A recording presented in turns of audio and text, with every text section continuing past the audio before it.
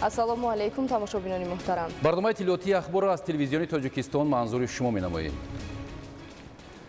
7 июн асосгузори сулҳу ваҳдати миллӣ, пешвои миллат, президенти ҷумҳурии тоҷикистон муҳтарам Эмомалӣ Раҳмон кадрҳои ба вазифаҳои роҳбарӣ дар вазорати корҳои дохилӣ ва сохторҳои тобеи он таъиншударо барои суҳбат ба ҳузур пазируфтанд.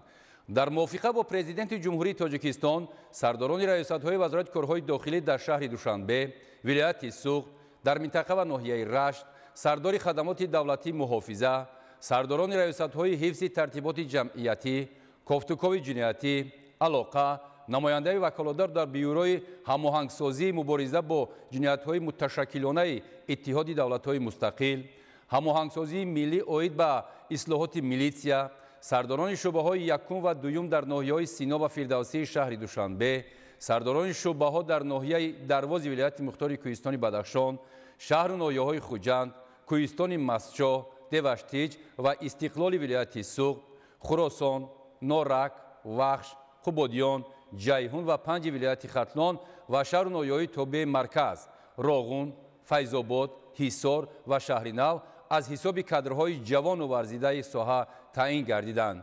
сарвари давлат муҳтарам Эмомалӣ Раҳмон кадрҳои ба вазифаҳои пурмасъулият таъиншударо ба кору хизмати содиқонаю софдилона ба ватан ва мардуми кишвар ҳидоят намуда, доир ба мубориза бо ҷинояткорӣ, бахусус терроризму ифротгароӣ, қочоқи маводи мухаддир ва дигар ҷиноятҳои муташаккилона, ҳифзи оромию субот дар ҷомеа ва таъмини волоияти қонун вазифаҳои мушаххас гузоштанд.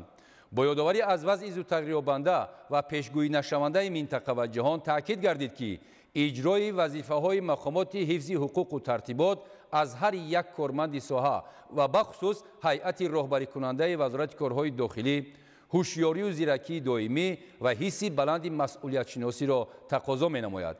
донистани забонҳои хориҷӣ бо назардошти таҳдидҳои замони муосир, истифода аз технологияҳои рақамӣ, такмили донишу маҳорати касбӣ, омодагии ҷисмонӣ, интихоб ва таъини кадрҳои дорои савияи донишу малакаи баланди касбӣ аз вазифаҳои асосии ҳар як роҳбари воҳидҳои сохтории вазорат ба ҳисоб мераванд, таъкид намуданд сарвари давлат муҳтарам Эмомалӣ Раҳмон.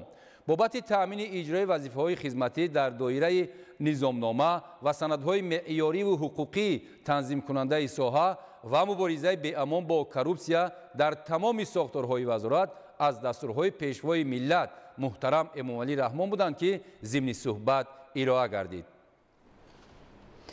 фармони президенти ҷумҳурии тоҷикистон дар бораи аз вазифаи судяи суди вилояти Хатлон озод намудани Маҷидзода. мутобиқи моддаи 69 Конститутсияи ҷумҳурии тоҷикистон фармон медиҳам Маҷидзода Баҳром Саидмахсум бинобар вазъи саломатӣ аз вазифаи судяи суди вилояти Хатлон озод карда шавад. президенти ҷумҳурии тоҷикистон Эмомалӣ Раҳмон шаҳри Душанбе 7 июни соли 2024. қарори ҳукумати ҷумҳурии тоҷикистон аз 7 июни соли 2024 дар бораи вазифаи намояндаи ваколатдор дар бюрои ҳамоҳангсозии мубориза алайҳи ҷинояткории муташаккилона ва дигар намудҳои ҷиноятҳои хатарнок дар ҳудуди давлатҳои иштирокчии иттиҳоди давлатҳои мустақил озод намудани Фатозода. ҳукумати ҷумҳурии тоҷикистон қарор мекунад Фатозода Абдусаттор Абдуқаҳор бо сабаби ба кори дигар гузаштан аз вазифаи намояндаи ваколатдор дар бюрои ҳамоҳангсозии мубориза алайҳи ҷинояткории муташаккилона ва дигар намудҳои ҷиноятҳои хатарнок дар ҳудуди давлатҳои иштирокчии иттиҳоди давлатҳои мустақил озод карда шавад. раиси ҳукумати ҷумҳурии тоҷикистон Эмомалӣ Раҳмон. қарори ҳукумати ҷумҳурии тоҷикистон аз 7 июни соли 2024 дар бораи аз вазифаи муовини раиси кумитаи кор бо ҷавонон ва варзиши назди ҳукумати ҷумҳурии тоҷикистон озод намудани Собирзода. ҳукумати ҷумҳурии тоҷикистон қарор мекунад Собирзода Парвиз Одинахон бо сабаби ба кори дигар гузаштан аз вазифаи муовини раиси кумитаи кор бо ҷавонон ва варзиши назди ҳукумати ҷумҳурии тоҷикистон озод карда шавад. раиси ҳукумати ҷумҳурии тоҷикистон Эмомалӣ Раҳмон. қарори ҳукумати ҷумҳурии тоҷикистон аз 7 июни соли 2024 дар бораи аз вазифаи муовини раиси кумитаи ҳифзи муҳити зисти назди ҳукумати ҷумҳурии тоҷикистон озод намудани Мавлодод. ҳукумати ҷумҳурии тоҷикистон қарор мекунад Мавлодод Абдуқодир Мавлодод با سبب منافقه برآمدن از وظیفه معاون رئیس کمیته حفظ محیط زیستی نزد حکومت جمهوری تاجیکستان آزاد کرده شود. رئیس حکومت جمهوری تاجیکستان امامعلی رحمان.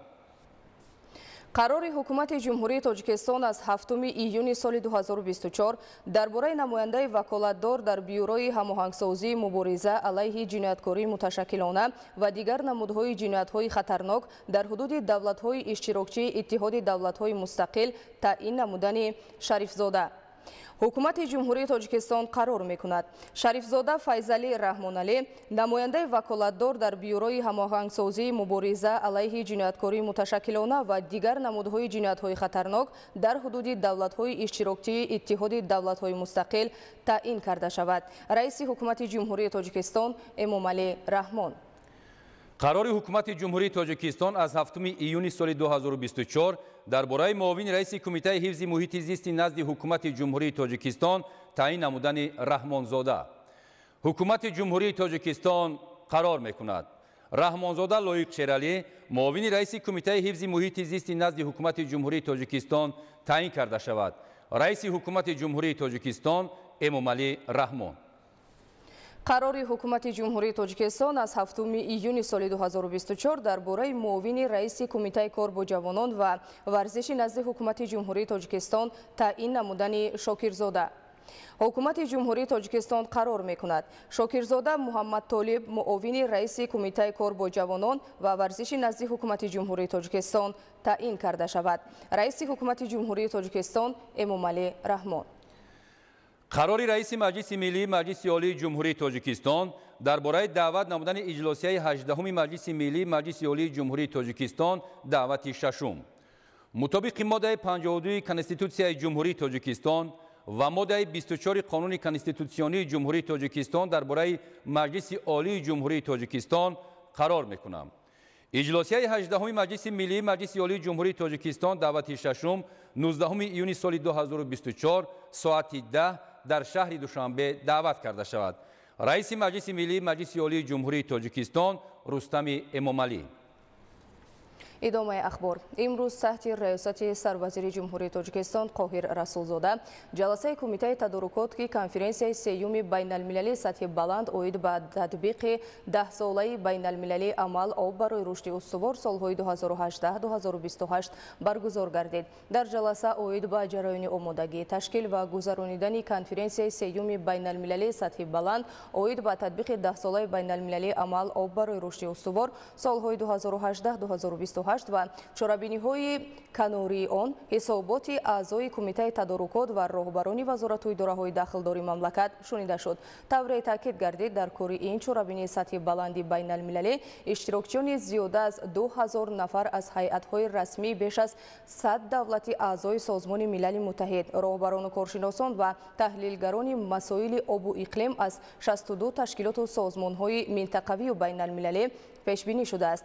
سروزیر مملکت رئیس کمیته تدارکات کنفرانسیای سیوم بین المللی سطح بلند اوید به تطبیق 10 ساله بین المللی عمل آب برای رشد استوار سالهای 2018-2028 اعضای کمیته تدارکات و راهبران وزارت و اداره‌های داخلداری مملکت را برای در سطح بلند آمادگی و تشکیل گذراندن این چاره‌بینی سطح بلند که با مسئله تطبیق تشبس‌های بین المللی پرزیدنت جمهوری تاجیکستان پیشوای ملت محترم امامعلی رحمان در مسئله آب و اقلیم بخشیده شده است وظیفه‌دار نمودند. یادآور می‌شویم که کنفرانسیای سیوم بین المللی سطح بلند اوید با تطبیق 10 ساله بین المللی عمل آب برای رشد استوار سالهای 2018-2028 10-13 ایون سال 2024 در پایتخت جمهوری تاجیکستان شهر دوشنبه برگزار می‌گردد.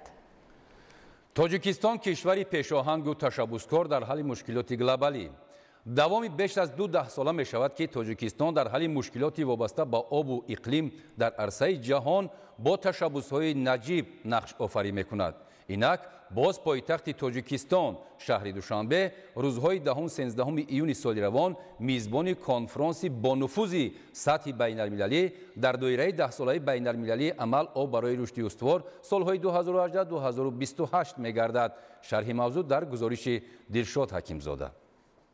در سالهای صاحب استقلال جمهوری تاجیکستان در ردیف رشد دادن ساحه‌های واقع اقتصادی و اجتماعی همچنین نقش خود را در عرصه جهانی به حیث کشور تشبثکار مرحله به مرحله مستحکم نمود. سر کرده از سال 2000 این جانب اساسگزار صلح و وحدت ملی پیشوای ملت پرزیدنت جمهوری تاجیکستان محترم امامعلی رحمان در سطح بین المللی اقدام‌های خود را وابسته به حل مسئله‌های آب و اقلیم به مانند سال 2003 سال بین المللی آبی تازه، سال‌های 2005 2015 10 ساله بین المللی عمل آب برای حیات، سال 2013 سال بین المللی همکاری در ساحه آب، سال‌های 2018 2028 10 ساله بین المللی عمل آب برای رشد استوار، سال 2025 سال بین المللی حفظ پریخ‌ها 21 مارس همچون روز جهانی پریخ‌ها پیشنهاد نمودند و جامعه جهانی با مهم بودن پیشنهادها و در خور زمان بودن آنها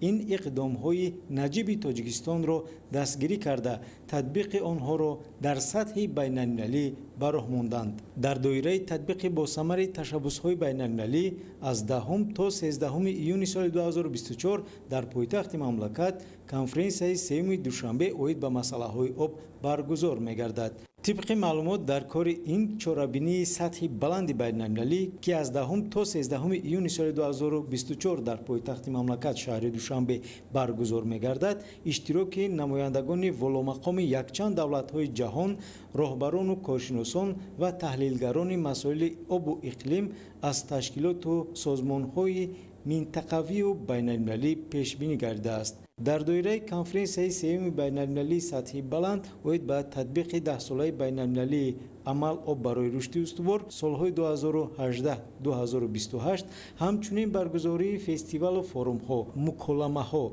و چاره‌بینی های کناری سطح بلند وابسته به مسائل آب و پریخ ها و اقلیم به نقشه گرفته شده است. باید گفت که تشبث‌های جنوبی تاجیکستان در فهمیش درست مسئله‌ها و مشکلات مربوط به آب در سطح جهانی و حل آنها برای رشد اقتصادی و اجتماعی، تامین استواری، حفظ محیط زیست، به دست آوردن صلح و ثبات و در مجموع رشد استوار سهم ارزنده دارند.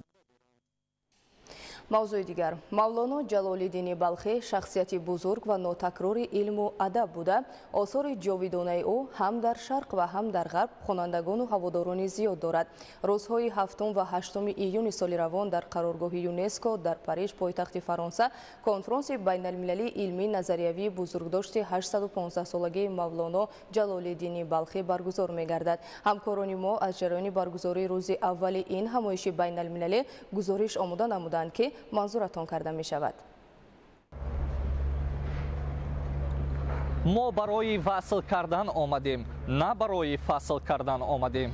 این مصرع‌های انسانساز متعلق جلال‌الدین محمدی بلخی است که انسانیت را همیشه به همزیستی، آسایشته و صلح و ثبات و وحدت و همگرایی تلقین نموده است. با تشبث حکومت جمهوری تاجیکستان در بینای یونسکو در شهر پاریژ فرانسه همایش بزرگداشت 815 سالگی جلال‌الدین محمدی بلخی دایر گشته ایستاده است که امروز روز نخستین آن است و باز فردا ادامه خواهد یافت.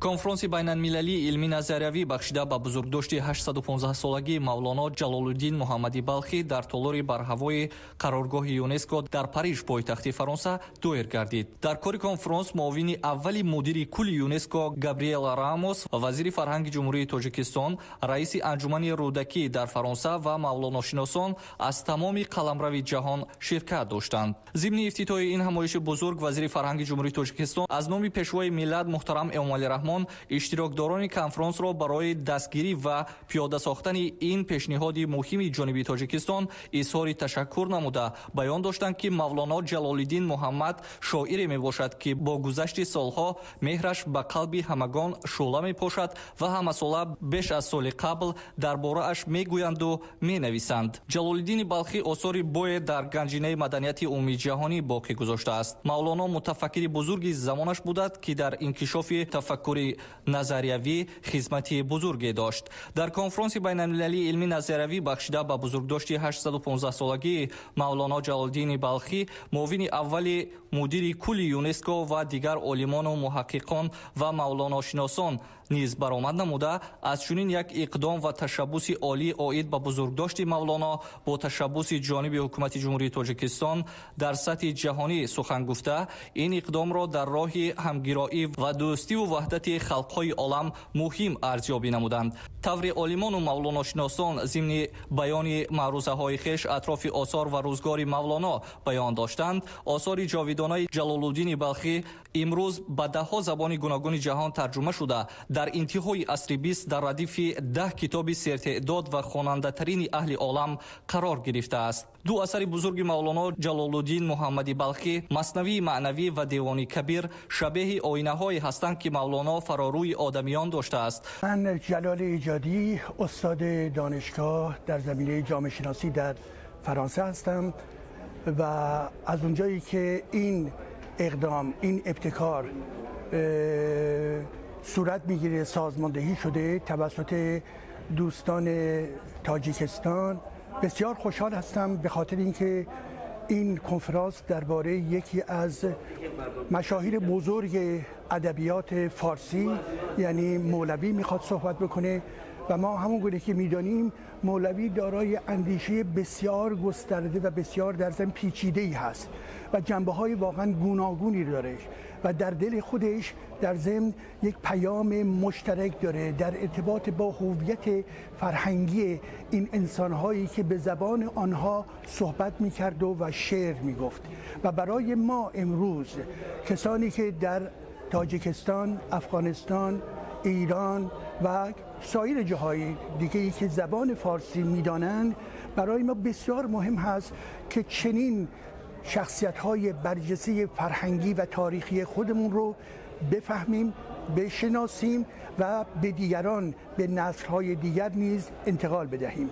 تأکید کردن به مورد است که با ابتکار بواسطه اساسگذار صلح و وحدت ملی پیشوای ملت پرزیدنت جمهوری تاجیکستان محترم امومالی رحمون جشن گرفتن 800 سالگی مولانا جلال‌الدین بلخی اعلان شدن روز بزرگداشت این نابغه به همتا همساله در سنه 30 سپتامبر در تاجیکستان و برگزار نمودن آزمون مثنوی خوانی از سیاست فرهنگ پرورانه سرور دولت درک می‌دهد. ما تاجیکان در قطار دیگر ملت‌های متمدن عالم آثار این پیری خرد را می آموزیم، تشویق می سازیم و با آن افتخار می نماییم. روح بخش هستم. فرصت خیلی خوبی برام پیش اومد که بتونم از این موقعیت استفاده کنم در این مراسم شرکت کنم. یاد بود بسیار بزرگی است، هیچ فکرشو نمی‌کردم همچین موقعیتی پیش بیاد. تشکر میکنم از دولت تاجیکستان همچین مراسمی رو برگزار میکنه، به اونایی که نمیشناسن بشناسونه همچین شاعر بزرگی رو که تاثیر زیادی در فرهنگ و ادب ما داشته، از لحاظ شخصیتی، از لحاظ شعر و ادبیات و زمینه‌های دیگه اخلاقی که بسیار موثر بوده. خیلی خوشحالم دعوتم کردین و در این مراسم هستم و تشکر از آقای رئیس جمهور و تمام همکارانی که در این زمینه این موقعیت رو فراهم کردن برای ما فارسی زبانان شرکت کنیم باعث خوشحالی من است. جلال‌الدین از آن نابغگان نادر است که تاریخ فکر و فرهنگ بشری نظیرش را کم دیده است. او با همه بزرگی استوار در میدان اندیشه قرنها قامت افراخته است و جلوی تفکرش زبان تاجیکی را شکوه و جلال بخشیدند. با فهرست خاطرات یونسکو داخل گردیدن کلیات مولانا باز هم یک نشان درخشان دیگر اعتراف رسمی فرهنگ بزرگ گذشتگان ماست در قطار آن نامگوی پدیده‌های فرهنگی که سالهای اخیر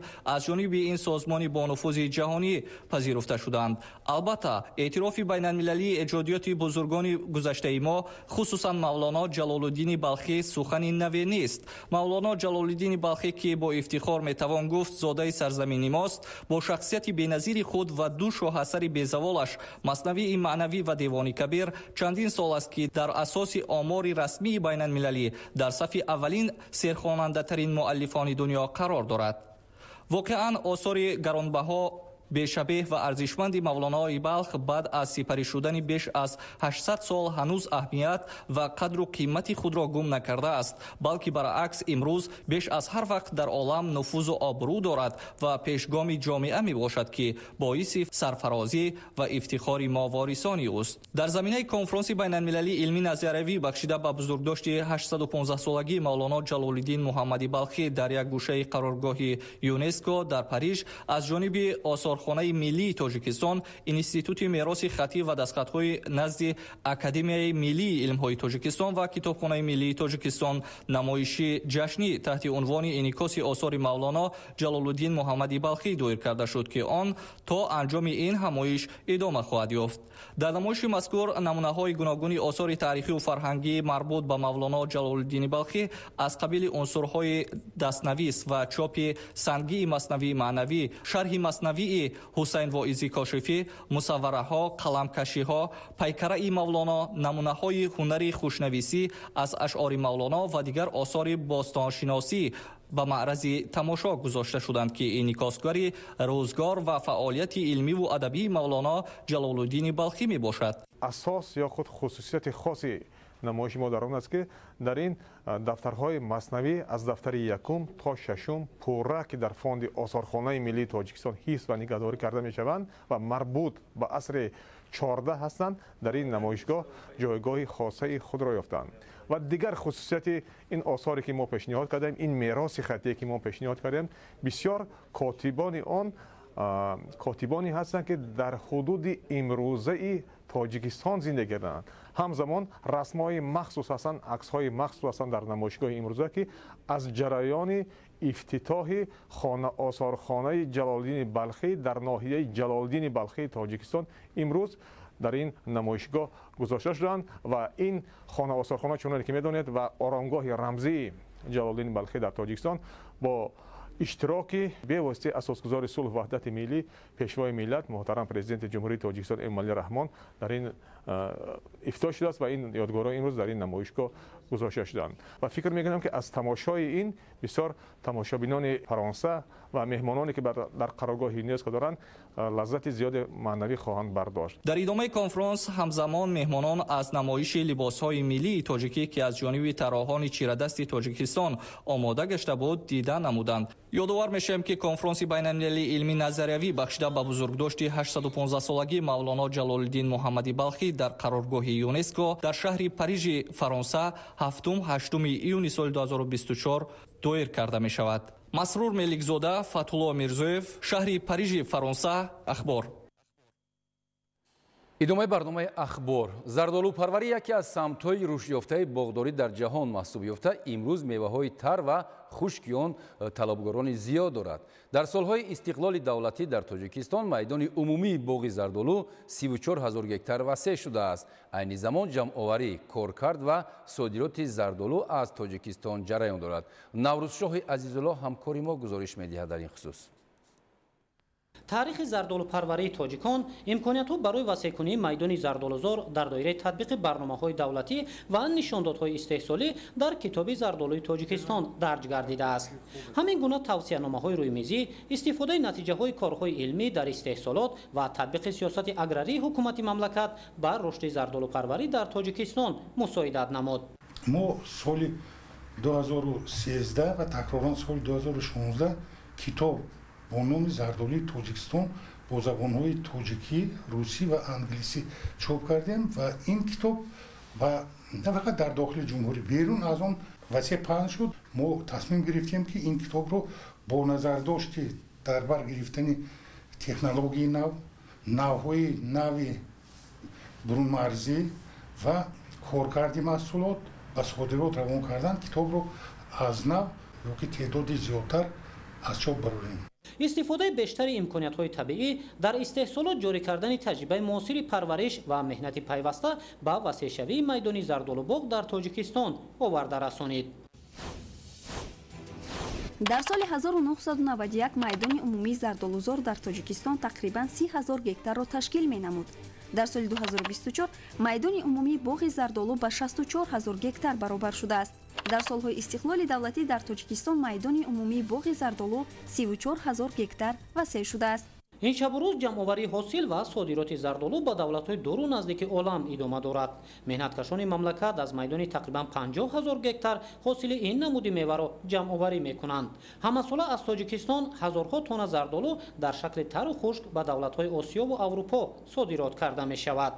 سال‌های پیشین وقتی که محدودیت راه بود، تاجیکستان به 3 قسم تقسیم بود و تا ماه‌های ایون تا عقبه مثال анзо шаҳристон кушода мешуд, ин тараф бадахшон кушода мешуд.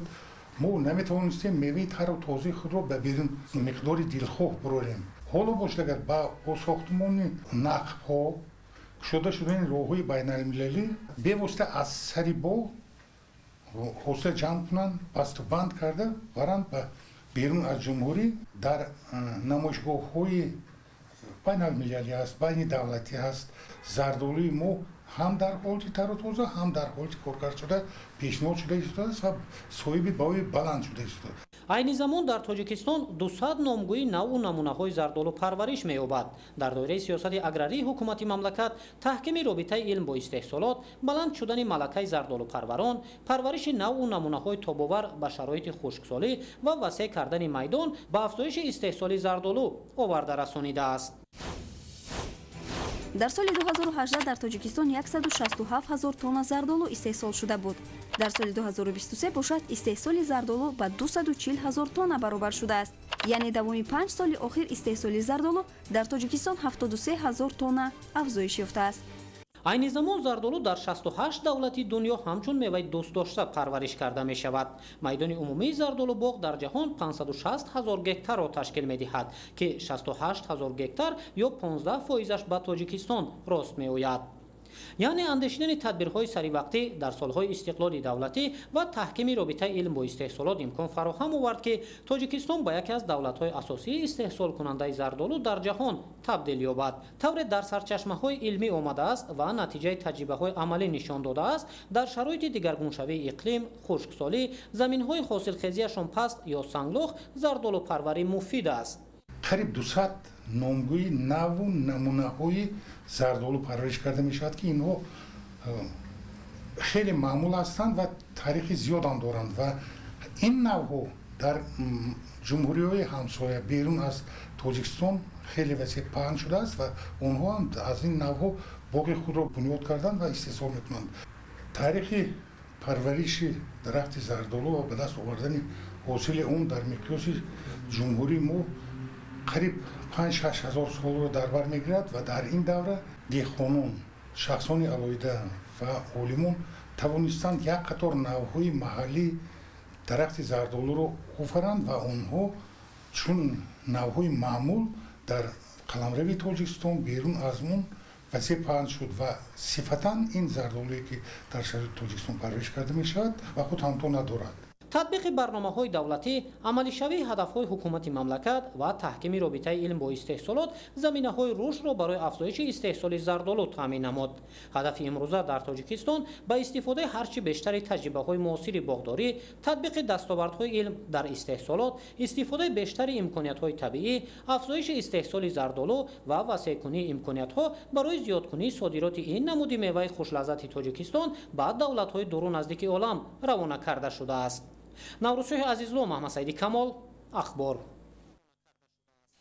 дар ноҳияи ҷайҳун ҷамъоварии ҳосили ғалладонагии полезӣ ва сабзавот идома дорад. имсол мувофиқи дурнамо кишоварзони ноҳия дар 8000 гектар замин кишти такрории зироатро ба роҳ мемонанд. идомаи мавзӯъ дар гузориши ҳамкорони мо. фарҳанги баланди заминдорӣ ба саҳмдорони зиёда аз 4000 хоҷагии деҳқонии ноҳияи ҷайҳун имкон фароҳам меорад, ки дар як сол аз замини ҳосилхези диёр зиёда аз 3 ҳосил гирифта ҳама фасли сол дар саҳро кор бо ҷӯшу хуруш идома ёбад. айни замон кишоварзони асили ноҳия ба ҷамъоварии ҳосили ғалла шурӯъ карда талош доранд, ки саривақт ҳосили гандумро ҷамъоварӣ намуда дар ҷояш ҷуворимака барои дон ё кишти такрории полезию сабзавотро ба роҳ монанд. бо истифода аз чорабиниҳои дурусти агротехникаи парваришу тухмиҳои босифат, солҳои охир хоҷагидорон аз кишти ғалла ҳосили фаровон ба даст меоранд. майдони ғаллазори ноҳияи ҷайҳун ба 2000 гектар доман паҳн кардаасту имрӯз дар саҳроҳо ҷамъоварии ҳосили ғалла бо маром идома дораду хоҷагидорон мақсад доранд, ки ҳосилнокиро аз ҳар як гектараш ба 45-50 центнерӣ расонанд. در دیگر قطعه‌های زمین کشاورزان با دلگرمی زیاد پی جمع‌آوری حاصلند و شکر میگویند که با شرافت صاحب استقلالی ملت امروز یگانه بایگری دولت زمین در اختیارشان هست و آن را عاقلانه استفاده کرده کدام زراعتی که برایشان منفعت بیارد همان را کشت کرده از برکت مهنت خانه آباد و روزگاری خوش دارند. در نتیجه بردن کارهای فهماندهی از جانب گروه‌های کاری وابسته به مسائل رشد سیاحی هنرهای مردمی در برابر این چنین با مقصد ثمرانok استفاده بردن زمین‌های نزد حولگی و زمین‌های یاریرسانی پرزیدنتی که در وظیفه دارند گذرانده شده است. ناحیه جیهون که ناحیه اگراری است از هر یک قطعه زمین 3 تا 4 حاصل گرفته می شود و مردم زحمتکش ناحیه جیهون در اساس این دستور سپارش‌های راهبر دولت کوشش کرده ایستادند که مهنت زحمت کرده کشیده در هر یک زمین نزد حولگی یا خوجگی یا رسانی پرزیدنتی سر ثمرانok استفاده برده تا 3-4 حاصل گرفته ایستادند. با قبل کشاورزان امسال نتیجه مهنتشان ثمرآور بود و از جمع‌آوری حاصل کارتوشکا و پولیزی فایده بهتر به دست آوردند. امروز از سر زمین یک دانه تربوز را دهقان میتواند 15 تومانی به فروش برآورد و صاحبکاران از شهر دوشنبه و ولایت سوخت و دیگر نواحی محصول زحمت دهقان را خریداری نموده با نرخ دسترس به بازار میبرند. خوجگیداران ناحیه جیهون امسال میدان کشت پولیزی ها را به 1650 گکتار رسانیده از گکتارش می توانند 400-450 سنتینر حاصل به دست دارند. امروز از سر زمین دهقان یک دانه هندله را 3-4 سامانی به سودا می گذارد و از ثمر مهنت خیلی قناعتمند است. در این ناحیه اقلیمش گرم با جلب سرمایه داخلی و خارجی و سهم صاحبکاران محلی بنیادی باغ‌های معاصر به منفعت است، زیرا میوه‌های این سرزمین خیلی شیرین و بالذاتند و از همه پیشتر پخته میرسند و خوجگیدار از حساب صادراتش صرف و خرجش را در مهلت کوتاه میتواند برقرار کند. البته به حالت یکم ینوار سال 2024 ما حساب زمین‌های پرتو، زمین‌های چراگاه و زمین‌های غیر کشاورزی 102 گکتار قطعه زمین به گردش کشاورزی وارد نموده.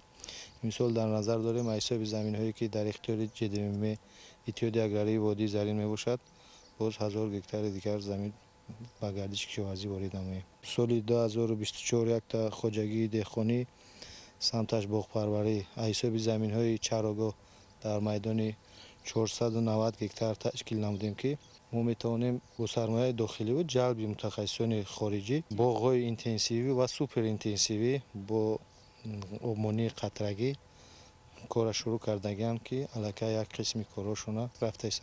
امسال خوجگیداران مقصد دارند تا 1000 گکتار زمین بیکار خوابیده را از خود کرده در تامین سبد استعمالی تا جای سهم گذارند. برای مردم زحمت پسند این ناحیه یک وجب زمین کارم آبی به طلا برابر است، زیرا از کشت اساسی و تکراری فایده خیلی خوب به دست می‌آورند. در برابر کشت و استحصال سبزیجات بروقتی، پولیزی ها و میوگی های بالذات، دهقانان ناحیه جیهون اهمیت استراتژی و منفعت بیشتری اقتصادیش را به نظر گرفته امسال میدان کشت پنبه‌دانه را به 7490 گکتار رسانیدند. خرسندی بخش آن است که 5000 گکتار زمین کشت پخته امسال با راه آبمانی قطرگی و زیر پلیونکا به راه مانده شده است. پختکاران امید دارند که با این اصول پرورش حاصل فراوانتر به دست آورده در تامین کارخانه های صنعتی با اشیای خام وطنی سهم می‌گذارند. جمع‌آوری محصولات کشاورزی امروزها در ناحیه دوستی ادامه داشته همروزه صاحبکاران محصول دسترنج دهقانان را در بازارهای استعمالی حدود مملکت به فروش برآورده قسمی از آن را به خارج کشور صادرات می‌کنند. سمندر شرایف و اسکندر سعید گزارش می‌دهند در این خصوص.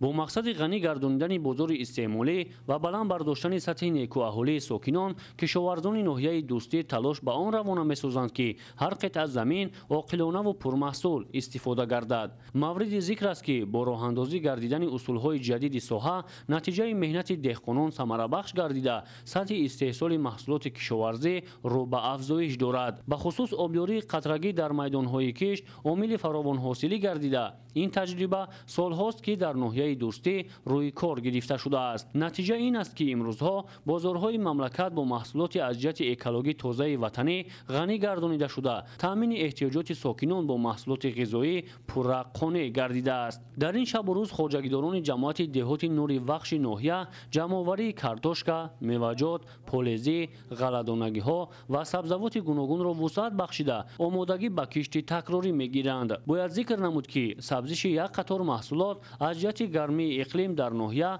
بروقت‌تر احساس گردیده، کشاورزان نخستین شده محصولات رسیده را وارد بازارهای مملکت می‌گردانند. سال 2 هفته شد که جمع‌آوری حاصل پالزیمون اساساً هندلک آواز کردند. ما در از جماعت ما 400 گیتار پالزی کش کردن، از همین 200 گیتارش هندلک می باشد.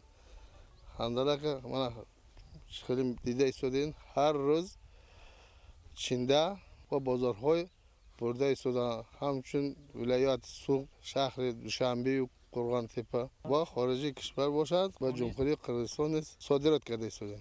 طبق اطلاع در حدود جماعت دهات نور بخش میدان عمومی کشت پالزی 400 گکتار را در بر گرفته نزدیک 10 روز است که جمع‌آوری آن آغاز گردیده است و پیوسته پیشنهاد بازارهای مملکت گردانیده می شود. موافق دورنما این سال در ناحیه دوستی با مقدار 4000 تن محصولات کشاورزی برای صادرات نقشه‌بندی گردیده است. تا این دم ساکنان ناحیه دوستی 1300 تن محصولات خواجگی قشلاق را از قبیل کرم، گلکرم، لبلبوی سرخ، پیاز به جمهوری همسایه صادرات کردند. اینچنین از حساب شرکت جونتای خطلان به جمهوری ازبکستان به مقدار 450 تن چگید نوی دوستی که در این شرکت استحصال گردیده بود ما آنها را صادرات کردیم. روند جمع‌آوری محصولات های پالزی و میوه‌جات رفته ایستاده است.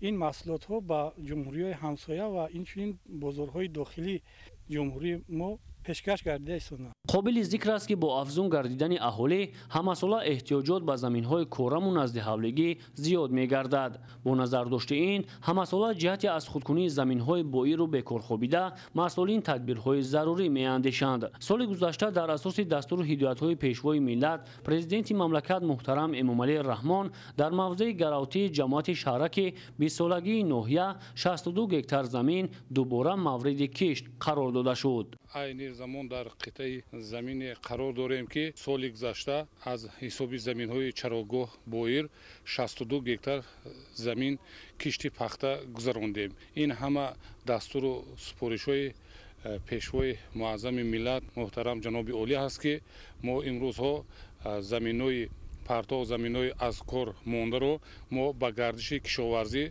در آورده ایستادیم و این سال ما 54 گکتار باز از حساب زمین‌های چراگاه کشت پخته گذراندیم و عین زمان کشت پخته نشو نمای خوب دارد. در این دایره امسال نیز با به گردانیدن حالت ملیوراتیوی و برقرار نمودن شبکه‌های آبیاری در موضع مذکور از حساب زمین‌های بوئیر 54 گکتار دیگر از خود کرده شد. پخته که از محصولات استراتژی در مملکت به حساب می رود، جهت وسیع نمودن میدان آن کشاورزان ناحیه دوستی تلاش دارند که چنین قطعه‌های بکار خوابیده را پایبند کشت این زراعت تکنیکی نمایند. با عملی گردیدن چنین تدبیر در برابر افزون گردیدن حجم استحصال محصولات همزمان نفران زیاد از این محل با شغل دائمی تأمین خواهند گشت. سمندر شایف اسکندری سعید، ناحیه دوستی، اخبار. در جماعت دهات کولابی شهر کولاب جمع‌آوری حاصل کارتوشکا و پیاز جریان داشته که کشاورزان تلاش دارند که در زمین‌های خالی کشت تکراری گذرانند. گزارش رحمت علی نظری. хоҷагидорони шаҳру деҳоти Кӯлоб имрӯзҳо ба ҷамъоварии ҳосили маҳсулоти кишоварзӣ барвақтӣ шурӯъ намуданд. Дар ҷамъияти деҳоти Кӯлоб аксар хоҷагиҳо ба парвариши сабзавоти барвақтӣ ва картошкаю пиёз машғуланд, ки бо интихоби тухмӣ ба шароити иқлими минтақа мутобиқ ва риояи қоидаҳои агротехникӣ тавонистанд ҳосили фаровони картошкаю пиёзро ба даст оваранд. Дар кооперативи тиҷорати воқеъ дар ҷамъияти деҳоти Кӯлоб новобаста ба боришоти зиёди моҳи май ва сард омадани ҳаво дар фасли баҳор ҳосили дилхоҳ рӯёниданд. Дар ин хоҷагӣ заминҳои киштро самаранок истифода мебаранд ва ҳамасола бо бардошти ҳосил сатҳи зиндагии саҳмдорон беҳтар ва буҷаи хоҷагӣ ғанӣ мегардад. Имсол хоҷагидорон навъҳои картошкаи маҳаллӣ ба иқлими Кӯлоб мувофиқро аз дигар навоҳӣ дастрас карданд, ки ҳосили хуб ба бор оварданд. موافقی دورنمای مقامات اجرایی حکومت دولتی شهر کلوب ما 52 گکتر رو کشتی کارتوشکا گذراندیم. حاصلناکی کارتوشکا معین نمودیم که 150 تا 180 سنتینه را جمع‌آوری کرده ایستادند. хоҷагидорон мо аз ноҳияи масҷои кӯҳӣ ва ҷилгатор ин тухмро дастрас намуданд ва дар минтақаи мо ҳамин картошкаи тухмӣ ҳосили фаровон дода истодааст. ҳамчунин саҳмдорони хоҷагии деҳқонии Навободу дигар хоҷагидорон ҳам ба ҷамъоварии ҳосили картошкаю пиёз оғоз намуданд. Дар ҷамъияти деҳоти Кӯлоб ҳамасола майдони кишти картошкаю пиёзро афзоиш медиҳанд ва бозору марказҳои савдои шаҳри Кӯлобро бо маҳсулоти хушсифати аз ҷиҳати экологӣ тозаи худӣ таъмин менамоянд. ҳамзамон дар поён фаровардани нархи маҳсулот ва дастрасии бештари аҳолӣ ба сабзавоти тару тозаи маҳаллӣ мусоидат мекунанд. бинобар иттилои раёсати кишоварзии шаҳри Кӯлоб имсол дар ҳама шаклҳои хоҷагидорӣ мувофиқи дурнамо деҳқонон дар майдони 185 гектар картошка ва дар майдони 320 гектар пиёз кишт карданд, ки нисбати ҳамин давраи соли гузашта зиёд мебошад. Раҳматалӣ Назри, Эраҷи Қурбоналӣ, шаҳри Кӯлоб, ахбор.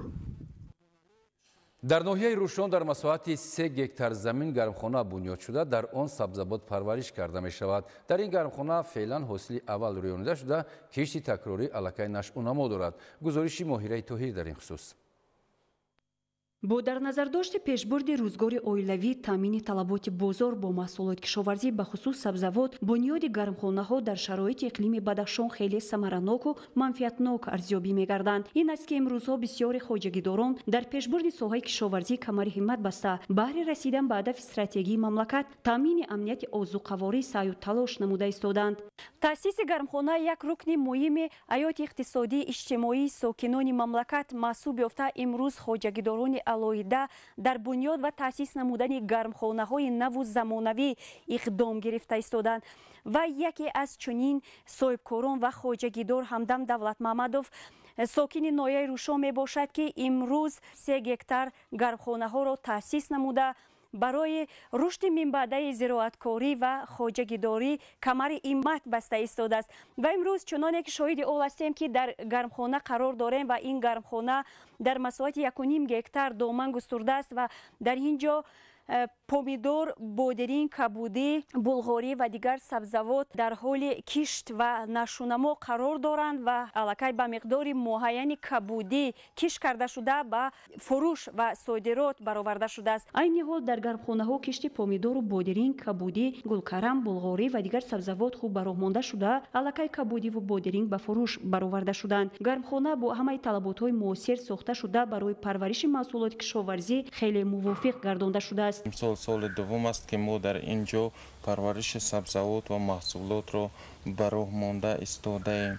айни ҳол дар гармхона сабзавотҳои ба монанди помидор, бодиринг, қаламфури, булғорӣ ва дигар намуди сабзавот парвариш ёфта истодаанд. аз охири моҳи июн ҳама намуди сабзавот чӣ булғорӣ, помидор ва бодиринг ба бозорҳои ноҳия ва дигар бозорҳои вилоят ба фурӯш برآورده میشوند. محصولات گرمخانه‌ها در ناحیه روشن و بازار شهر خاروخ شهرت پیدا نموده خریداران خود را دارند. خواجگیدار نیت دارد تجربه گرمخانه‌داری خویش را در حدود ناحیه روشن رواج داده به همین وسیله برای تامین محصولات تر و تازه در فصل تابستان و تیر ماه مساعدت نماید. این سال اصول نوی پرورش سبزیجات برای سیرحاصلگردانی را استفاده میبرد که آن را بیوگوموس مینامند. این اصول را اصلا از باقی مانده‌های رستنی‌ها تیار کرده همچون نوره‌های طبیعی برای حاصلناکی زراعت‌ها استفاده میبرد. سبزیجاتکار نیت دارد که سال از سال مساحت گرمخانه‌ها را زیادتر نموده در فصل زمستان هم استحصال محصولات را برآماند. تجربه‌ها ثابت ساختند که با تشکیل گرمخانه‌های خرد و عاقلانه برای ماندن پرورش سبزیجات میتواند هم منفعت خوب اقتصادی برداشت و هم به تأسیس جایهای نوی کاری موفق شد. ناحیه روشن از جهت موقع جغرافی برای رواج دادن ساحه کشاورزی من جمله برای رونق یافتن ساحه زراعتکاری خیلی مساعد بوده. نتیجه ها ثابت ساختند که در این ناحیه نسبت به دیگر ناحیه ها تأسیس گرمخانه یک منبع اساسی درآمد خواجگیداران محسوب می‌یابد. این است که امروز از این گرمخانه خواجگیدار ثمره خوب را به بار آورده می‌تواند درآمد صاف را به دست بیاورد. نوابسته از نامساعدی باد و هوای امساله و سردی اقلیم خواجگیدار توانست که به مقدار معین در اینجا محصولات کشاورزی را پرورش نموده بودرینگ را به استحصالات الکی برآورده است و در آینده نیت دارد که حجم استحصالات را زیاد نموده مجموع کشت را بازم رونق بخشد و صادرات را زیادتر و وسیع‌تر برگزارد. در ناحیه نورآباد مساحت زمین‌های کشاورزی 2883 گکتار را تشکیل می‌دهد که از این 1358 گکتارش اساساً زمین‌های آبی می‌باشند.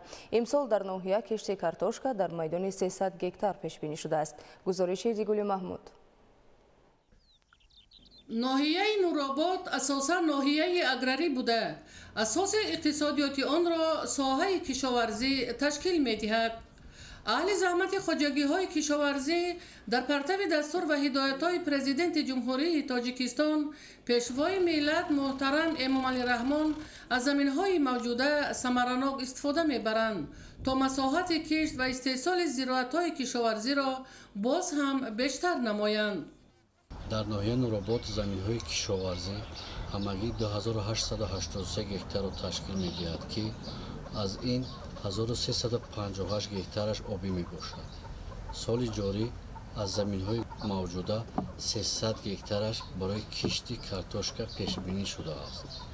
در ناحیه زمین‌های نزدیک حولگی 3048 گکتار بوده، از این 765 گکتارش کارمی آبی می باشد که استفاده برندگان برای احتیاجات خانواده‌شان زراعت‌های گوناگون کشاورزی کشت کردند. سال جاری در معرکه نهالشینانی با مقصد رشد ساحه باغداری در زمین‌های سنگلاخ و بیکار خوابیده جماعت دهاتی خمدان در همکاری با شریکان رشد بنیاد باغ‌های نو آغاز گردید. این باغ‌ها با توصیه عالمان از حساب نهالان به اقلیم محل تاب‌آور و سیرحاصل مرحله به مرحله طریق قطرگی آبیاری و بنیاد کرده می‌شوند تا از این حساب استحصال میوه‌های خوش‌صفت باز هم افزاید. در کوهستان وابسته به شرایط اقلیم محل مردم از زمین‌های کشت زراعت‌ها همگی یک حاصل می‌گیرند. این است که اهل زحمت خواجگی‌های ناحیه نورآباد دستور و هدایت‌های پرزیدنت جمهوری تاجیکستان پیشوای ملت محترم امامعلی رحمان را سرمشق کار خود کرده از زمین‌های در اختیارشان بوده عاقلانه استفاده می‌برند تا مساحت کشت و استحصال محصولات کشاورزی را باز هم زیاد کنند. طبق دورنامه حکومت جمهوری تاجیکستان امسال باید در ناحیه نورآباد در مجموع در میدان 1166 گکتار کشتی زراعت‌های کشاورزی گذرانیده شود. از جمله در میدان 300 گکتار کشتی کارتوشکا، 103 گکتار کشتی سبزیجات‌ها، 250 گکتار کشتی زراعت‌های تکنیکی و 195 گکتار کشتی غله‌دانگی‌ها. اینچنین 318 گکتار کشتی زراعت‌های خوراک چاروا باید گذرانیده شود و تا به امروز дар ноҳия кишоварзон ва хоҷагидорони ноҳия кишти иҷрои майдони ғалладонагӣ ва сабзавотҳоро ба пуррагӣ иҷро намуда имрӯзҳо кишти картошка бо маром идома дорад. Кишоварзон ва хоҷагидорони ноҳия аз боду ҳавои мусоид истифода бурда кӯшиш ба харҷ дода истодаанд ки баҳри иҷро намудани яке аз ҳадафҳои стратегии мамлакат таъмини амнияти озуқаворӣ ва ғанӣ гардонидани сабати истеъмолии мардум аз тамоми имкониятҳо истифода бурда кӯшиш ба харҷ медиҳем ки аз иҷрои нақшаи дурнамо ба пуррагӣ бароем. соли ҷорӣ бо ришоти борон ба иҷрои киштукори баҳорӣ ва амалӣ шудани нақшаҳои пешбинишудаи кишоварзони ноҳияи Нуробод то андозае монеа эҷод намуд. аз ҷумла бар асари фаромадани сел канали Зуманак, 50-солагии Тоҷикистон, пойгоҳи обкашии Сариқош ва зиёда аз 34 гектар кишти зироатҳои кишоварзиму майдони боғот пурра хароб гардида, каналҳои худҷорӣ ба таъмиру аъзамсозӣ эҳтиёҷ доранд. зеро тариқи ин шабакаҳои обёрӣ бештари заминҳои кишти картошка бо об таъмин карда мешаванд. кишти картошка имсол дар моҳи апрел-май бо ришот нисбати солҳои гузашта зиёд шид. хеле ки ба мушоҳида мераса аз ҳаз рӯзи мусоид истифода намуда хоҷагидорон самаранок рӯзои офтобиро истифода истодаанд ва мо ба пуррагӣ ба боварӣ гуфта метавонем ки нақшае ки ба мо пешбинӣ шудааст аз рудаи кишти он самаранок кишти босифат мебуроем ва норасогии тухмӣ сӯзишвории техника ба назар намерасад. аз тарафи вазорати кишоварзӣ соли ҷорӣ ба мо тухмиҳои хушсифат аз ҷумла аз тухмиҳои элита мо онро дар мавзеъҳои нав яъне дар заминҳои нав кишт карда истодаем ва боварӣ дорем ки соли ҷорӣ аз ҳисоби салхин омадани боду ҳаво ҳосили картошка хуб мешавад.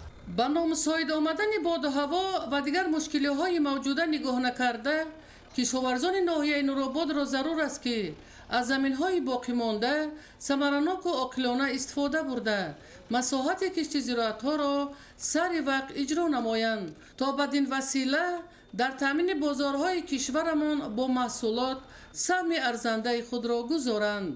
идигули маҳмуд, додарҷони мирзозода, барои барномаи ахбор аз ноҳияи Нуробод.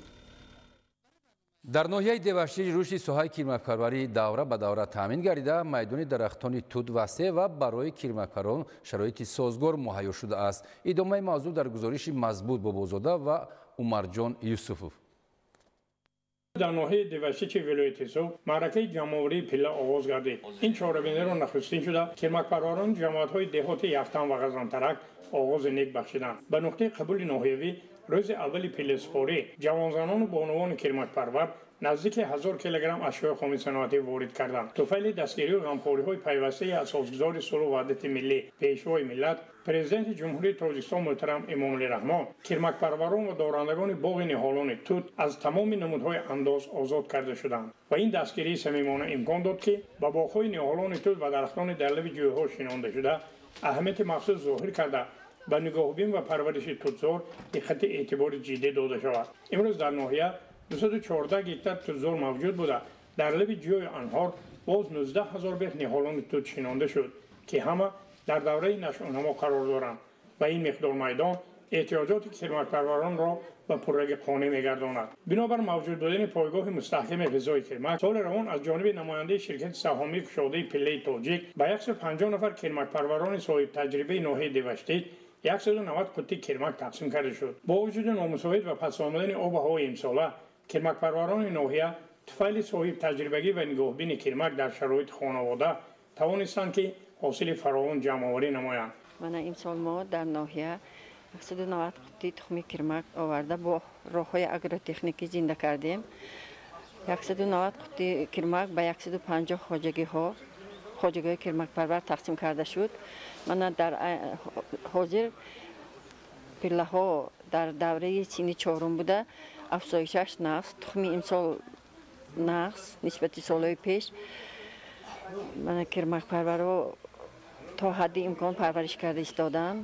сифаташ, нашъунамош ҳамаш хуб мебошад. کمکپروران فیض‌نیسا اسحاقова از دهه خوجه طاهر مخلان و بیبی عایشه براتова از مرکز جماعت دهات یختن سال روان یقطگی تخمی کرمک گرفته فعلا به پرورش و استحصال پله اعلی‌صفت شغل می‌ورزند. کرمک‌ها در نتیجه غمخواری صافدلانه و در وقت معین با برگ توت تامین شدن روز از روز کلان شده به پله خوش‌صفت تبدیل یافته ایستادند. پله پروران ناحیه عزم قوی دارند که سال روان از 190 قطعه تخم کرمک 6800 کیلوگرم پله خوش‌صفت استحصال نموده در رشد صنعتی‌کنونی با صورت مملکت سهم مناسب همراه سازند. در خاتمه گروه کلان کرمکپروران ناحیه که نخستین شده از فتح مره پرورش کرمک و استحصال پله موجوده رسانیدند با تحفه‌های پرقیمت مقامات اجرایی حاکمیت دولتی ناحیه دوشتیج سرفراز گردانده شدند. مضبوط بابازاده، عمرجان یوسفov، ناحیه دوشتیج، اخبار. кишоварзони ноҳияи балҷувон марҳилаи аввали ҷамъоварии хӯроки чорворо оғоз намуда тавассути техникаву механизмҳои соҳавӣ корҳоро дар ин самт вусъат мебахшанд. гузориши Олим Носирзода.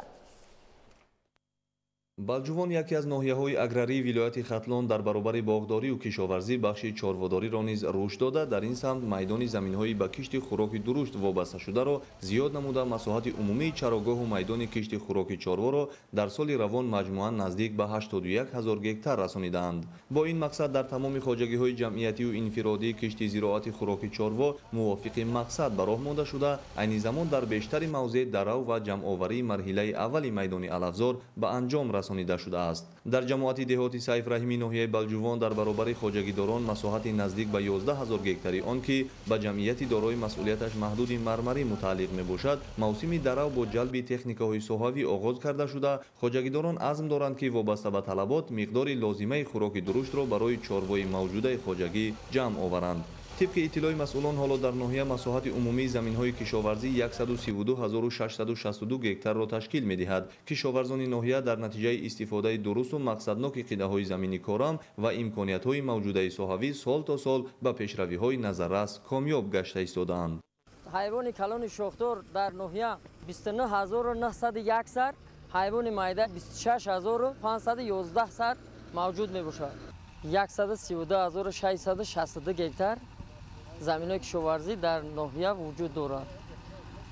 زمین‌های کشت 4436 گکتار میباشد. در سال 2024 82 گکتار کشت یونشخه را گذراندیم. این حال کشاورزان ناحیه بلجوان با جمع‌آوری نمودن ام خشک در ناحیه مشغول کار میباشند.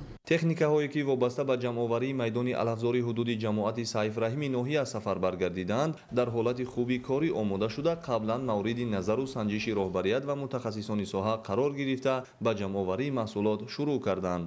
айни замон барои ҷамъоварии хӯроки дурушт механизмҳои соҳавӣ дар ҳолати хуби техникӣ қарор дошта алафҳои ҷамъоваришуда тоибандӣ карда мешавад. дар ҳудуди ҷамоати деҳоти Сайф Раҳим ки 33 хоҷагии деҳқонӣ ва як ҷамъияти дорои масъулияти маҳдуд амал менамояд қисмати бештари қидаҳои заминӣ дар ихтиёр доштаашонро аллакай дарав карда мақсад доранд то нимаи аввали моҳи июн ҷамъоварии хӯроки чорворо пурра ба анҷом расонанд. дар қидаи заминҳое ки истифодаи техникаҳо ғайриимкон аст хоҷагидорон алафҳои мавҷудаи ин мавзеъро бо қувваи дастӣ медараванд. дар ин қидаҳо дар баробари алафҳои худрӯе ки барои хӯроки чорво истифода мешаванд ҳамчунин аз ҷониби кишоварзон юнучқа кишт карда шудааст. ин намуди маҳсулот ҳам ба хотири омода сохтани хӯроки дурушт ва ҳамчунин ба сифати дастрасии тухмӣ кишту парвариш карда мешавад.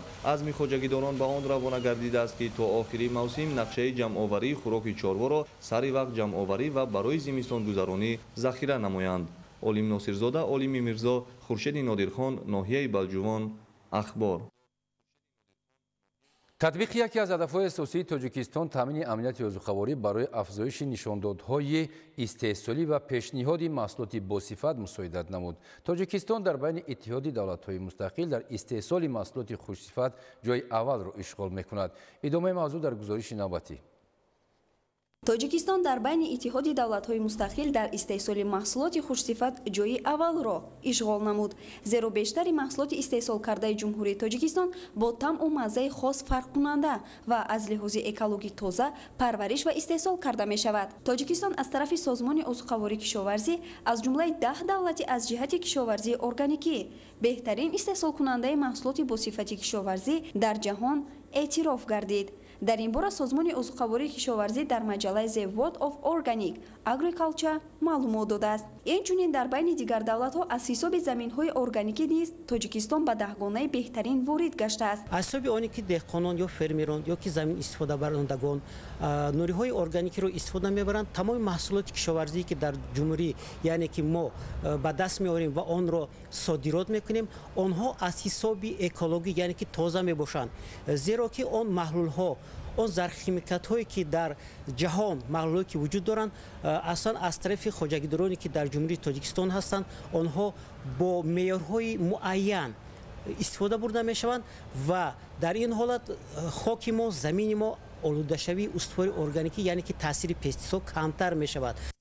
тибқи маълумоти созмони узуқавории кишоварзӣ 1.4% майдони заминҳои киш дар Тоҷикистон ба заминҳои кишоварзии органикӣ рост меояд. мавқеи Тоҷикистон барои истеҳсоли маҳсулоти кишоварзӣ аз ҷиҳати экологии тоза дар байни 188 давлати ҷаҳон баҳогузорӣ шудааст. маҳсулоти кишоварзии Тоҷикистон сабзавот, ғалладонагӣ, мевагӣ, полезӣ ва дигар намуд дар шароити хуби экологӣ истеҳсол ва ба бозори дохила ва хориҷи мамлакат пешниҳод карда мешавад. аз тарафи хоҷагидорон, фермерон ё ки замин истифода барандагон бисёртар оиди чорабинои агротехникӣ, истифодабарии тамоми нуриҳои органикӣ ба монанди биогумус, нуриҳои сабз, ба монанди сидиратҳо, яъне ки аз он растаниҳое ки мебошанд, онҳоро бо тарзи коркард ба як моддаи ғизоӣ ҳамчун органикӣ ба замин дохил карда аз онҳо ҳосили дилхоҳ гирифта метавонанд. барои гирифтани ҳосили хуби зироат, олимону кишоварзони мамлакат роҳҳои истифодаи нуриҳои органикиро ба роҳ мемонанд. дар таркиби нуриҳои органикӣ биогумус ва ё порӯи пусида бо тамоми элементҳои зарурӣ мавҷуд аст. дуруст ва саривақт риоя намудани агротехникаи кишту парвариши зироат ба истеҳсоли маҳсулоти босифат, баланд шудани нишондодҳои истеҳсолӣ ва рушди соҳаи кишоварзӣ сабаб мегардад. бахшида ба рӯзи умумии ҷаҳонии бехатарии озуқаворӣ 7 июн дар Тоҷикистон чорабиниҳои гуногун доир шуд. дар ин хусус Дилшод Ҳакимзода гузориш медиҳад. бахшида ба рӯзи умумии ҷаҳонии бехатарии озуқаворӣ аз ҷониби Кумитаи бехатарии озуқаворӣ назди ҳукумати ҷумҳурии Тоҷикистон конференсияи илмӣ амалӣ дар мавзӯи омодагӣ ба ҳолатҳои фавқулода доир карда шуд. дар он кормандони вазорати кишоварзӣ, Кумитаи бехатарии озуқаворӣ, Академияи илмҳои кишоварзӣ, олимону коршиносон ва дигар шарикони рушд иштирок намуданд. дар кори конференс аз ҷониби баромадкунандагон мавзӯъҳои вазъи таъмини бехатарии озуқаворӣ дар ҷумҳурии Тоҷикистон, бемориҳои алоқаманд ба ғизо, ба қайдгирӣ, пешгирӣ ва назорати бемориҳои аноэробӣ, раванди татбиқи лоиҳаҳои соҳавӣ мавриди баррасӣ қарор дода шуд. ҳамасола 7 июн дар қаламрави дунё рӯзи бехатарии маҳсулоти озуқаворӣ қайд гирифта мешавад. дар ҷумҳурии Тоҷикистон низ барои таъмини аҳолӣ бо маҳсулотҳои хушсифат, таъмини бехатарии маҳсулоти озуқаворӣ бо ибтикор ва дастури супоришҳои асосгузори сулҳу ваҳдати миллӣ пешвои миллат президенти ҷумҳурии Тоҷикистон муҳтарам Эмомалӣ Раҳмон 29 апрели соли 2024 қарори ҳукумати ҷумҳурии Тоҷикистон ба тавсиб расид ки дар бораи барномаи бехатарии маҳсулоти озуқаворӣ барои солҳои 2024-2028 мебошад ки ин ҳам барои пешниҳод намудани маҳсулотҳои бехатар аз ҷиҳати экологии тоза ва бехавф таъмин намудани сокинони кишвар мебошад. гуфта шуд ки истеҳсол ва истеъмоли ғизои бехатар ба некуаҳоли одамон, сайёра ва иқтисодиёт таъсири мусбӣ мерасонад. дар оянда масъалаҳои таъмини тамоми аҳолӣ бо ғизои бехатар ва солим тавассути ҷорӣ намудани технологияҳои рақамӣ, донишҳои андӯхта роҳи ҳалли худро пайдо менамояд. консепсияи рӯзи ҷаҳонии бехатарии озуқаворӣ дар атрофи 5 даъват ба монанди кафолатҳо, истеҳсоли бехатар, нигоҳ доштани бехатарӣ, истеъмоли бехатар ва амали якҷояи ҳамкории тарафайн ҷиҳати таъмини бехатарии ғизо ба амал бароварда шудааст. ҳамчунин кормандони Кумитаи бехатарии озуқаворӣ назди ҳукумати ҷумҳурии Тоҷикистон дар бозорҳои истеъмолӣ дар доираи рӯзи умумии ҷаҳонии бехатарии озуқаворӣ миёни соҳибкорону фурӯшандагон ва харидорон чорабинӣ доир намуданд. ба ҷамъ омадагон гуфта шуд ки шиори рӯзи умумии ҷаҳонии бехатарии озуқаворӣ ин бехатарии ғизо кори ҳар кас аст, мебошад ки бояд аз ҷониби тамоми қишрҳои ҷомеаи шаҳрвандӣ дастгирӣ карда шавад. тамоми шахсоне ки дар раванди занҷираи نیروهای استحصالی پرورش، استحصال، کارکرد، نگهداری، انتقال و فروش محصولات غذایی اشتراک میکنند، قسمی زنجیره تامینات عضوخواری میباشند. در هر یک دوره پرورش، استحصال، کارکرد، نگهداری، انتقال و فروش خطر آلوده‌شوی غذا وجود دارد. هر یک اشتراکچی آن برای به خطر خود مسئول میباشد. شکرانه آن میکنم که این قطینجی و امانی که با ما هست در بسیار کشورها نیست. از این یکم دیگه‌اش که امروز روز 7 ایون روز عمومی جهانی به خطری عضوخواری است. از این جمله ما کوشش میکنیم که تمام محصولات‌های تر و تازه را برای پیشکش خلق نماییم. این چنین عسل و دیگر چیزا ما شکرانه آن میکنیم که اولین درجه که ما شکرانه آن میکنیم که ما اینقدر سالور بزرگی خوب و مهربان داریم که تمام چیزی که در دنیا هست برای ما مهیا است. برای همین محصولات تر تازه خوبتر برای خلق پیشکش نماییم. متخصصان ساحه ورقه‌های اطلاعاتی مربوط به تامین به خطر عضوخواری، حمایت حقوق استعمال کنندگان، طلبات بیداری و بهداشتی، پیشگیری از هر گونه بیماری‌ها و غیره را به صاحبکاران و فروشندگان بازار و استعمال کنندگان رسانیدند. صاحبکاران و استحصال کنندگان وطنی را ضرور است که دستگیری‌های دولت و حکومت جمهوری تاجیکستان مخصوصاً سرور دولت را درک نموده با استفاده از امکانات‌های موجوده بهر استحصال و فروش مال و محصولات با صفت و در بازار جهانی رقابت‌پذیر زحمت کشیده توانند با حس بلند وطندوستی بهر استحصال محصولات وارداتی و بازکننده و به صادرات نگرانده شده فعالیت خود را به راه ماندند. مسئولان مقامات داخلداری جمهوری تاجیکستان در فدراسیای روسیه در دایره نقشه چرابینی‌های مکمل جهت بلند برداشتن احساس خودشناسی و تندرستی و پاسداری ارزش‌های فرهنگی ملی با جوانان تاجیک که در شهرهای روسیه با دستگیری حکومت جمهوری تاجیکستان تحصیل علم و کسب می‌کنند واخوری انجام می‌دهند. ادامه موضوع در گزارش ظفر قیومزاده و خورشیدی سید احمد.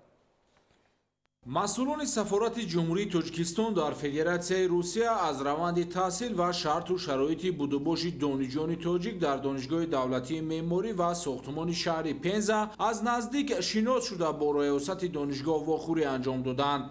دایر به آماده سازی متخصصان، راهاندازی تجربه آموزی، زیاد نمودن بورسیه‌ها برای دانشجویان تاجیک جهت تحصیل در دانشگاه دولتی معماری و ساختمان شهر پنزا تبادل افکار صورت گرفت. ذکر شد که دانشجویان تاجیک در این مؤسسه تحصیلات عالی تحصیل خوب و نمونه‌وار داشته در چهاربینی‌ها و محفل‌های مختلف دانشگاهی فعالانه اشتراک می‌نمایند. В настоящее время в Пензенском государственном университете архитектуры и строительства обучается более 450 студентов из Республики Таджикистан. Положительная динамика привлечения иностранных студентов сохраняется благодаря активному содействию сотрудников посольств, сотрудников организаций партнеров, находящихся на территории республики, а также руководство диаспоры Пензенской области. Ребята получают практические навыки по выбранным специальностям, а также саморазвиваются, участвуя в конкурсах, участвовать во всех видах деятельности, развиваться в науке, спорте, творчестве, художественной самодеятельности. حکومت جمهوری تاجیکستان برای تامین پورای اقتصاد ملی با متخصصان ورزیده و کسبی تدبیرهای عملی را راه‌اندازی کرده. ده‌ها هزار جوان لیاقتمند و زباندان را به پیشرفته‌ترین دانشگاه‌های جهان سفربر نموده است. در ملاقات با دانشجویان تاجیک نقطه‌های پیام نوبتی پرزیدنت جمهوری تاجیکستان پیشوای ملت محترم امومعلی رحمان به مجلس عالی جمهوری تاجیکستان و دستاوردهای مملکت در ساحه‌های مختلف شرح داده شد. تاکید گردید که تاجیکستان در عرصه بین‌المللی چون کشور تشبثکار و پیشاهنگ در حل مسائل مربوط به آب و اقلیم اعتراف شده است. در رفت صحبت دانشجویان تاجیک ابراز داشتند که از شرایط مساعد فراهم بوده برای اندوختن دانش و رشد همه‌جانبه مملکتشان ثمرناک استفاده میبرند و در آینده در رشد اقتصادی وطن مقدس همان تاجیکستان سهم ارزنده میگذارند. در ادامه ذکر شد که خطر و تهدیدهای زمان معاصر از جمله ظهورات تروریسم و اکستریمیسم حیات آسایشته ساکنان سیاره را ناآرام ساخته، گروه‌های افراطی برای پیاده نمودن مقصدهای غرضناک و ضد انسانیشان بعضی جوانان ناآگاه را برای فتنه و فریب به دام خود می‌افکنند. در چنین وضعیت برای هر یک فرد خاصه جوان جوانان داشتن افتخاری ملی، حس خودشناسی و خودآگاهی بسیار مهم بوده. دانستن و حفظ کردن تاریخ و ارزش‌های فرهنگ ملت و منفعت‌های خلق و دولت شرط و ضرور است. ظفر قیمزاده، خورشید سعید احمد، فدراسیای روسیه برای برنامه اطلاعاتی اخبار. идомаи барнома. дар шаҳри панҷакент баъзе аз корхонаҳои калони саноатӣ бо сабабҳои гуногун аз фаъолият боз монданд ки ин ба рушди соҳаи саноат ва амалишавии барномаҳо монеа эҷод мекунад. гузориши далери бозор аз шаҳри панҷакент. саноат яке аз соҳаҳои муҳимтарин дар пешрафти ҳар як кишвар ба шумор рафта, бо сохта ба истифода додани корхонаҳои саноатӣ ва сехҳои истеҳсолӣ шумораи зиёди сокинон ба ҷойҳои корӣ таъмин гардида, ҳамин гуна сатҳи зиндагонии аҳолӣ беҳтар гардонида мешавад. дар шаҳри панҷакент имрӯзҳо 45 корхонаи саноатӣ фаъолият мекунанд ки нисбат ба ҳамин давраи соли гузашта як адад ва нисбат ба соли 2020 28 то зиёд мебошанд. ин имкон додааст ки истеҳсоли маҳсулоти саноатӣ якҷоя бо хизматрасонии пулакӣ дар ин давра ба зиёда аз 2,4 миллиард сомонӣ расонида шавад ва имрӯзҳо дар бахши саноати шаҳр зиёда аз 3,5 ҳазор нафар машғули кор мебошанд. аммо дар ин баробар корхонаҳое ҳастанд ки бо сабабҳои гуногун аз фаъолият боз монданд ки ин барои расидан ба ҳадафҳои гузошташуда монеа эҷод мекунанд. яке аз чунин корхонаҳо ин ҷамъияти дорои масъулияташ маҳдуди Buratek Tojikiston Mining Investment Limited воқеъ дар деҳоти Вору мебошад ки тӯли 9 сол боз фаъолият накарда истодааст. тибқи иттилоъ корхонаи мазкур аз тарафи ширкати чинии Buratek соли 2015 сохта шудааст ва танҳо як рӯз фаъолият намуда ҳамин гуна корҳо дар ин ҷо қатъ гардиданд. дар он вақт иқтидори истеҳсолии солонаи корхона коркарди 75 ҳазор тонна маъдан ҳадс зада шуда буд ва масъулон ҳамасола ба маблағи 10 миллион сомонӣ хокаи қалъагӣ ва мис истеҳсол намуданро ваъда дода буданд. аммо чуноне ба назар мерасад корхона имрӯз ба ин ҳол гирифтор аст.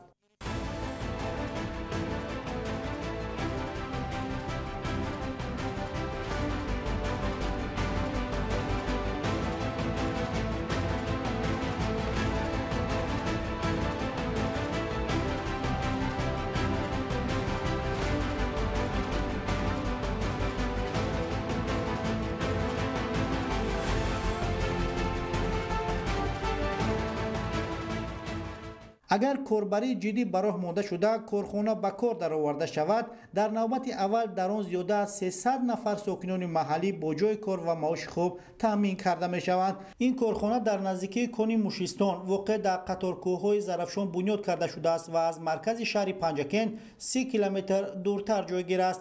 сол аз сол бекор мондани корхонаи мазкур ва ҳамин гуна боришоти борону гардиши офтоб таъсири худро ба тамоми қисматҳои он расонида истодааст. хусусан техникаҳои пуриқтидори саҳни он имрӯзҳо ҳоли табоҳ доранд ва агар корбарии ҷиддӣ дар ин саҳм бурда нашавад, баъди чанд соли дигар ин корхонаи бузурги саноатӣ ба фурӯрезӣ оғоз менамояд ва дигар имкони барқарор намуданаш камтар мегардад. шояд масъулон барои ба кор андохтани корхонаи Buratek Tojikiston ки технологияи навтарини он имкон медиҳад ки дар як шабонарӯз 300 тонна хока коркард ё шуста шавад, аз тамоми имконатҳо истифода бурда онро ба кор меандозанд. ҳамарӯза тавассути роҳҳои автомобилгарди шаҳри Турсунзода садҳо тонна маҳсулоти гуногуни саноатӣ, сохтмонӣ ва кишоварзӣ интиқол меёбад. бо ин назардошт дар ҳолати хуб нигоҳ доштани роҳҳо аз масъулин таваҷҷӯҳи ҷиддиро талаб мекунад. бо вуҷуди вусъат додани корҳои таъмирӣ ҳанӯз ҳам баъзе роҳҳои аҳамияти ҷумҳуриявӣ ва маҳаллидоштаи ҳудуди шаҳри Турсунзода таъмирталаб боқӣ мондааст. гузориши ҳамкорони мо дар ин хусус. Турсунзода яке аз шаҳрҳои саноатию аграрии мамлакат ба ҳисоб меравад. бинобар ин аз корхонаҳои саноатӣ ва хоҷагиҳои деҳқонии ин шаҳр ҳамарӯза садҳо тонна молу маҳсулоти гуногун тавассути роҳҳои аҳамияти байналмилалӣ, ҷумҳуриявӣ ва маҳаллидошта ба минтақаҳои дигар интиқол дода мешаванд. аз ин рӯ дар ҳолати хуб нигоҳ доштани роҳҳо аз масъулини соҳа таваҷҷӯҳи бештарро талаб мекунад. тибқи иттилои масъулини нигоҳдории роҳҳои автомобилгарди шаҳри Турсунзода, ҳоло дар ҳудуди шаҳр корҳои таъмири ҷорӣ дар қитъаҳои харобгаштаи роҳи кӯчаҳои марказии шаҳр ҷараён дорад, вале дар ин баробар роҳҳое ҳастанд ки солҳо боз таъмирталаб мебошанд.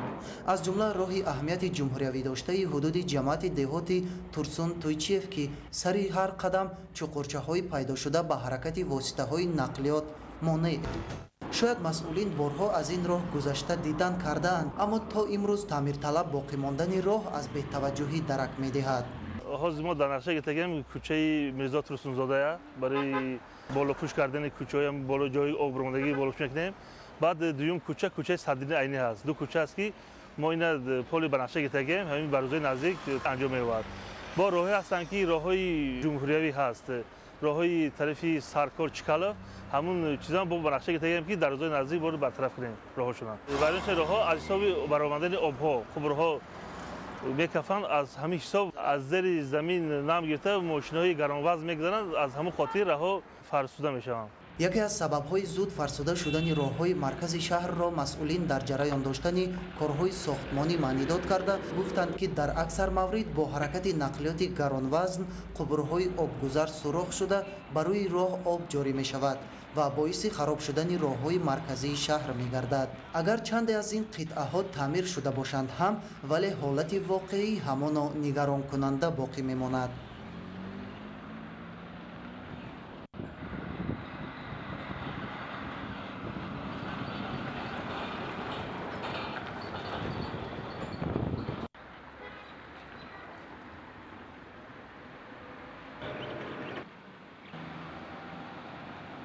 чаро чунин мушкилот ба зудӣ ҳалли худро намеёбад? хостем ба ин ва дигар саволҳо аз масъулини соҳа посух гирем, вале касе аз онҳо ҳозир нашуданд ки ба мо маълумот диҳанд. ҳолати дигари ташвишовар ин танбашавии нақлиёт дар қисмати поёни бозори марказии шаҳр мушоҳида гардид. ҳамарӯза аз ин макон шумораи зиёди сокинон ба минтақаҳои берун аз шаҳр тавассути нақлиёти мусофирбар ва таксиҳо сафар мекунанд ки ҷорӣ намудани тартиб дар ин макон ҳатмист.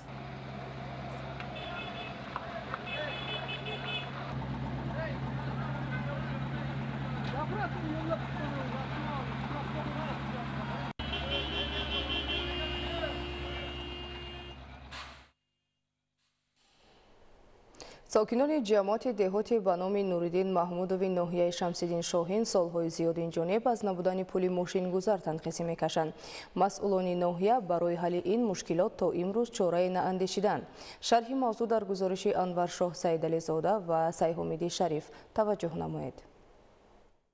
ноҳияи шамсиддин шоҳин дар қатори дигар шаҳру ноҳияҳои мамлакат бо шарофати истиқлоли комил ва ваҳдати сартосарӣ бо роҳандозии иқдомоту ташаббусҳои созандаи давлат ва ҳукумати ҷумҳурии тоҷикистон симои худро марҳила ба марҳила тағйир дода истодааст.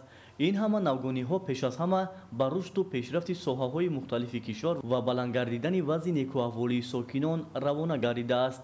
вале дар баробари ин ҳама пешравиҳо зарурати диққати бештар равона намудан ба вазъи зиндагии сокинони ҷамоати деҳоти нуриддин маҳмудови ноҳияи шамсиддин шоҳин ҷой дорад. инҷо гап сари он меравад ки сокинони ҷамоати деҳоти нуриддин маҳмудов солҳои тӯлонист ки аз дигар шаҳру ноҳияҳо ва худи маркази ноҳияи шамсиддин шоҳин тавассути роҳҳои таъмирталаб ва дохили сангоб бо мушкили зиёд вориди маркази ҷамоат деҳаи ёл мегарданд. мо аз шоҳроҳи шуробод ё кӯлоб қалайхон тахминан 10 километр дурӣ дорем, лекин то ба ҳамин деҳаи мо маркази ҷамоат аст, зиёда аз 8 деҳа дар ҷамоат номавӣ шудааст ва зиёда аз 6500 аҳолӣ зиндагӣ мекунад. мушкили мо аслан ҳамин як дарёчае ҳастае ки дарёчаи анҷироб ё кандароб мегӯянд. ҳамин ҳастае ки дар болои ҳамин дарёча агар як пул сохта шавад ва мушкили мардум хеле осон мешавад.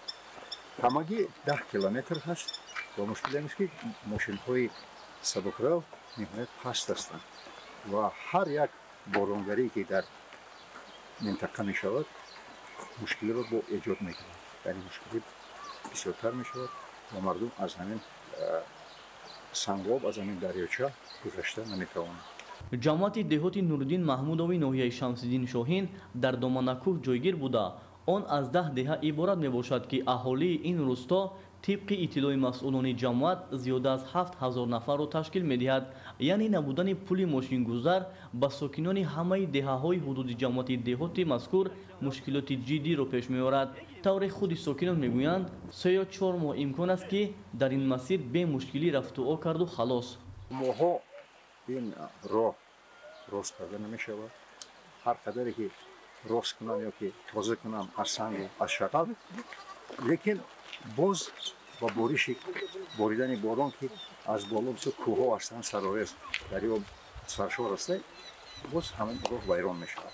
Агар як пули мошингар ё дар болои анҷирови боло ёки анҷирови поён сохта шавад, мушкили мардум хеле осон мешавад. Вале ин мавзеъ бисёр мавзеъи калон аст, фарогир аст. Хонҳои тиллош кор мекунанд. Зиёда аз чанди ағои ҳастанд ки ба соҳибкорӣ машғул ҳастанд, ба боғкорӣ машғул ҳастанд, чорводорӣ машғул ҳастанд. Ва фақат ягона чизе ки дар марри аввал нестад, ин ҳамон пули мошингузар аст. дар ин мавзеъ сокинон тавассути воситаҳои нақлиёт бештар субҳи барвақт ва бегоҳ ҳаракат менамоянд ки ба мушкилӣ зиёд дучор мешаванд ва ин ҳолат зимни навбардории ҳайати эҷодӣ мушоҳида гардид.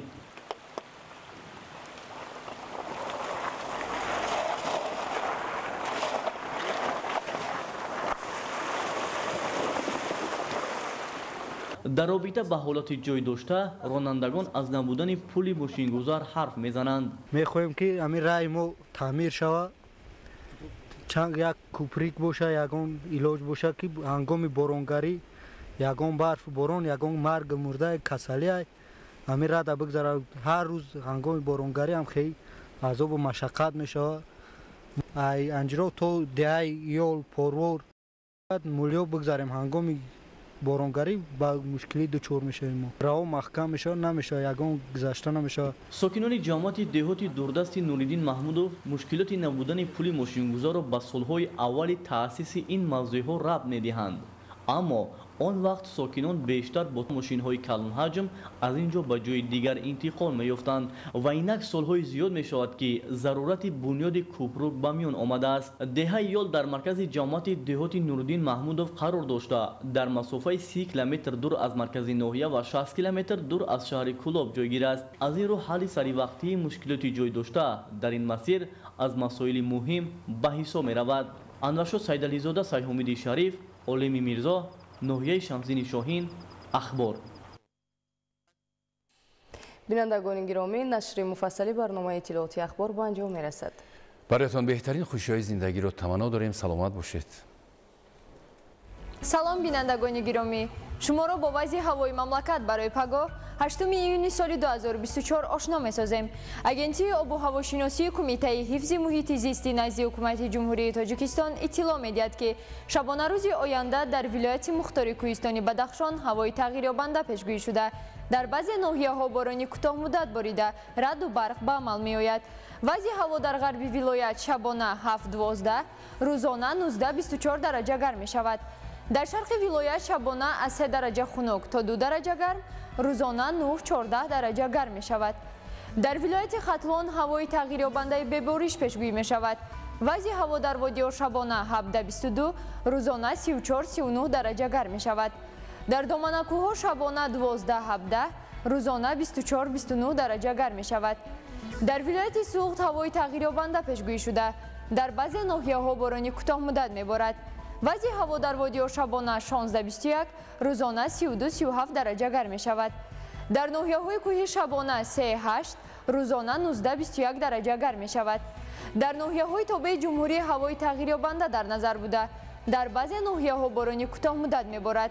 вазъи ҳаво дар водиё шабона 14-19, рӯзона 28-33 дараҷа гарм мешавад. дар ноҳияҳои кӯҳи шабона 8-13, рӯзона 20-25 дараҷа гарм мешавад.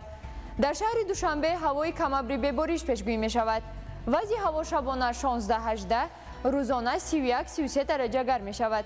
бинандагони азиз, ба шумо тансиҳатию хонаободиро орзумандем. хайр, саломат бошед.